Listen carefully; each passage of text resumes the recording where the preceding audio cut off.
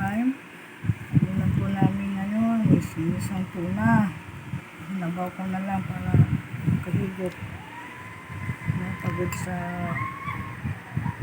cleaning.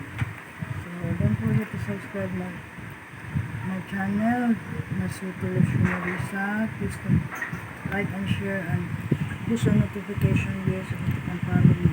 Thank you tayo guys. Ulam namin tuna sa babaw. So keep on watching. Thank you for watching guys.